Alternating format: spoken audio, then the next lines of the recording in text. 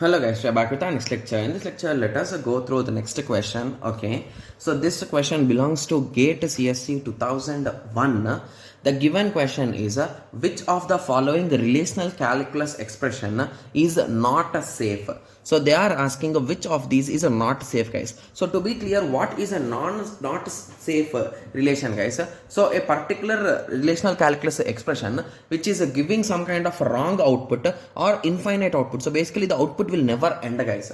So those type of things you can say it as a not safe, right? Yes. So let us start checking the options. Okay. So option C is really small. So let us start with that, guys, because we can directly justify whether it is correct or wrong, right? Okay. So here we are selecting a tuple T. So if there is a table R1, so it's working with R1. Among that we are selecting a tuple T such that T belongs to R1, negation of it. So indirectly if I remove this negation, it says that T does not belongs to R1. So okay. So this is the wrong statement then. This is not safe.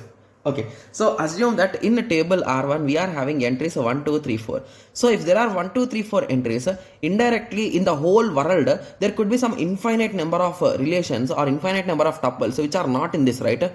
So indirectly if T does not belongs to R1, they are talking about this infinite ones, right? So can you justify how many stars are there in the sky? Or can you justify a few things? We cannot justify everything, right? Yes. So that is the reason why I think this is the one which is not safe, and C is the correct answer, guys. Because if you try to execute this, we cannot execute it, but if you try to analyze it, we are going to get an infinite set, right? Because whenever you know R1 and you are working with the negation of R1, that is nothing but elements which are not in R1, as the universal set is not predefined, there could be infinite items. So we will end up with an infinity there, right? Yes. So now let us move through the above options. So option A says that T such that for some value of U belongs to R1, T of A is equals to U of A. So T is one tuple and U is the table. So for some value of R1. So basically in R1 that's also one tuple. So we are checking the value of A. So if it is equal and negation of some value of A, so belongs to R2. Okay, so this statement looks good, right? So we are checking in between two tables. And we are comparing it with a single tuple, right? Yes. So that statement seems to be okay for me. Moving on to the second part. So here also, okay, so here also we are doing the same thing.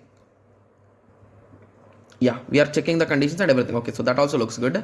Moving on to option D, some value of R1, A equal to A. So here we are comparing it, and some value of S belongs to. Okay, so everything is looking good, right? Yes. So the most probable answer should be C, right? Yes, because it is giving you an infinite result. So that is nothing but the not safe, guys. Okay. Yes. So now I hope everyone got a clear idea, right? Yes. So whenever you are checking this condition, so always check that whether there is any kind of wrong thing in it, guys. That's it. Okay. Yes. Okay. So now I hope everyone got a clear idea on this.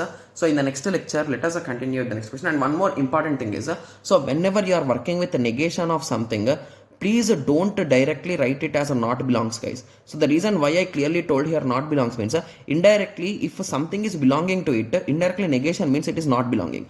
But when it comes to option A, for few students will be like, so here also there is the same thing, right? So few students will be like that, right?